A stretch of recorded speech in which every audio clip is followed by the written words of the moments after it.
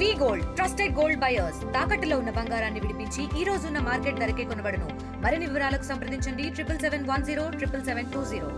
ఎమ్మెల్సీగా రెండోసారి బాధ్యతలు చేపట్టి జిల్లాకు ఇచ్చేసినటువంటి సోము వీర్రాజు గారికి భారీ ఎత్తున ఘన స్వాగతం పలికారు. అలాగే బీజేపీ నాయకులు అలాగే కంబాల శ్రీనివాస్ గారి ఆధ్వర్యంలో కూడా భారీ ర్యాలీ కూడా ఇక్కడంతా కూడా ఆయన ఘన స్వాగతం పలికినటువంటి పరిస్థితి ఉంది. ప్రస్తుతం కంబాల శ్రీనివాస్ గారు మాట్లాడే ప్రయత్నం చేద్దాం. సార్ చెప్పండి, ఆయనకి ఏ విధంగా ఘన స్వాగతం పలికారు? బీజేపీలో ఆయనకు రెండోసారి ఈ విధంగా ఎమ్మెల్సీ అవకాశం వచ్చింది, ఏ విధంగా చూడాలంటారు? భారత్ మాతాకి జై.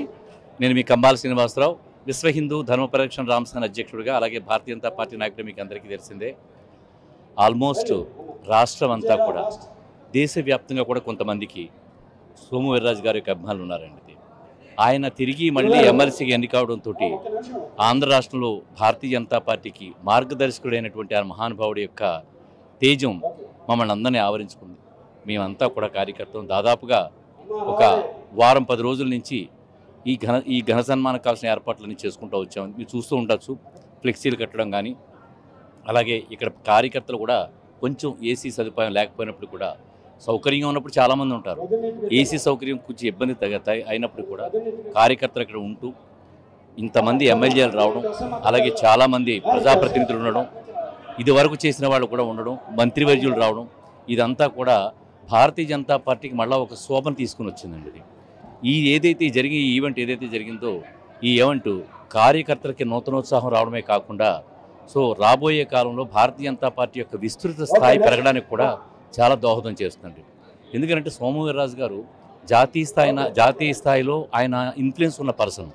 అది మన ఆంధ్ర ప్రజలకు సంబంధించి ఆయన ఎమ్మెల్సీగా ఎన్నుకోవడం అనేది రేపు పొద్దున్న ఏం జరగబోతుందో, ఇంకా మంచి పరిణామాలు, ఇంకా ఏ గుడ్ న్యూస్లు తెలుస్తాయో కూడా మనకు తెలియదు. ఆయన ఎదిగే కొద్దీ పార్టీలు బీజేపీ కార్యకర్తలందరికీ నూతనోత్సవంగా కలుగుతూ ఉంటుంది. మేమందరం కూడా ప్రతి ఒక్కరం కూడా ఆయనతో నడిచింది, ఇది వరకు గతంలో జరిగినవి, జరగబోయేవి కూడా వేదిక మీద పెద్దలు చాలా బాగా చెప్పారండి. అదంతా కార్యకర్తలకు నూతనోత్సాహం. ముఖ్యంగా నా వరకు సంబంధించి నేను రీసెంట్గా భారతీయ జనతా పార్టీకి వచ్చిన వాడిని. నాకు ఆయన మార్గదర్శకంగా ఎవరితో ఎలా ఉండాలి, రాజకీయాలు ఎలా ఉంటాయి, భారతీయ జనతా పార్టీకి మూల సిద్ధాంతాలు ఎలా ఉంటాయి, ఆ సిద్ధాంతాలని నువ్వు పైకి రాబోతున్నావు, ఏ విధంగా నువ్వు నడుచుకోవాలి, ఇలాంటి విషయాలన్నిటికీ కూడా నాకు చాలా చక్కగా నేను ఆయన కలిసినప్పుడల్లా వివరిస్తూ, నాకు చాలా విషయాల్లో నాకు ఎప్పుడన్నా డిప్రెషన్లోకి వచ్చినా అంటే ఒక్కోసారి కలుగుతూ ఉంటుంది. ఏంటి ఇంత పని చేశాం కదా, ఏంటి ఇబ్బంది ఏంటని చెప్పని అనిపించినప్పుడు ఆయన తోడుగా ఉండి, వెన్నంటి తోడుగా ఉండి, శ్రీనివాస్ నువ్వేం కంగారు పడకు, రాజకీయాలన్నీ ఇవన్నీ కూడా చాలా అంటే ఇది చాలా ముఖ్యమైన విషయం అండి. ఎందుకంటే మనం అప్కమింగ్గా వస్తున్నప్పుడు ఇంత సేవ చేస్తున్నాను నేను. దాదాపుగా 3 నియోజకవర్గాల్లో, జగ్గంపేట, రాజానగరం, అలాగే రంపచోడ నియోజకవర్గాల్లో విస్తృతమైన సేవలు చేస్తాను. సేవలు చేసినప్పుడు ఎవరైనా కొద్దిగా ఈ అసూయపరులు ఇబ్బంది పడినప్పుడు నాకు కూడా బాధ అనిపిస్తుంది. ఆ బాధ అనిపించినప్పుడు ఆయన వెన్నటి తోడుగా ఉండి ధైర్యం చెప్తూ నన్ను ముందుకు నడిపిస్తూ ఒక మార్గదర్శకుడిగా నాకు చాలా హెల్ప్ చేశారు. ఈ విధంగా ఆయన పార్టీ సీనియర్స్ని, జూనియర్స్ని కూడా చాలా బాగా కలుపుకుంటూ ఈ ఎమ్మెల్సీ ఆయనకి రావడం వల్ల రేపు పొద్దున ఇంకా పెద్ద శుభ పరిణామం ఏదైనా జరిగితే అది మాకందరికీ కూడా వెనుదన్నుగా ఉంటూ రాష్ట్ర స్థాయిలో భారతీయ జనతా పార్టీ యొక్క విస్తృతి చాలా వైభవంగా రాబోతుందని చెప్పి మాత్రం ఖచ్చితంగా చెప్పగలనండి. నమ్ముకున్న ప్రతి ఒక్కరికి కూడా మంచి అవకాశం ఇస్తుంది.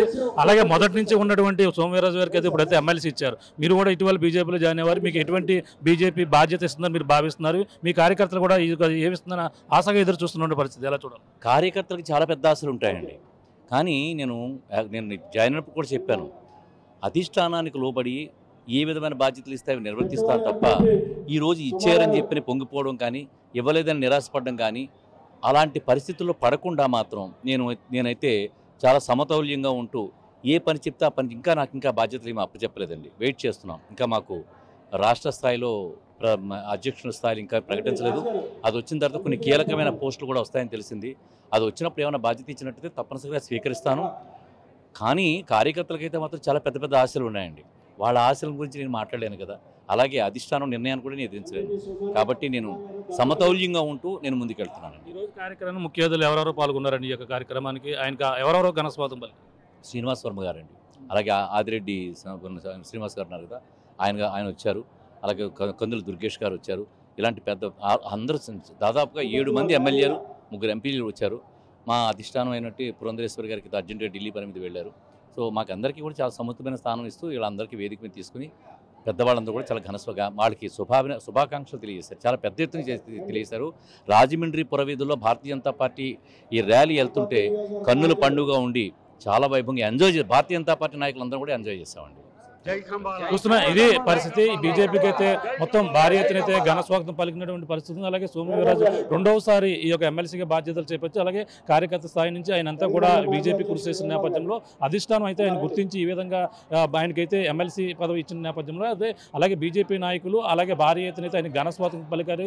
ఈ రోజు కనివిని ఎరగని రీతిలో భారీ ర్యాలీ మధ్య ఎమ్మెల్సీ వచ్చినటువంటి సోము వీర్రాజు అయితే ఘన స్వాగతం కంబాల శ్రీనివాసరావు ఆధ్వర్యంలో కూడా భారీ ర్యాలీ నిర్వహించి ఆయనకైతే ఘన స్వాగతం పలుకుతున్నటువంటి పరిస్థితి ప్రధానంగా ఉందని చెప్పాలి.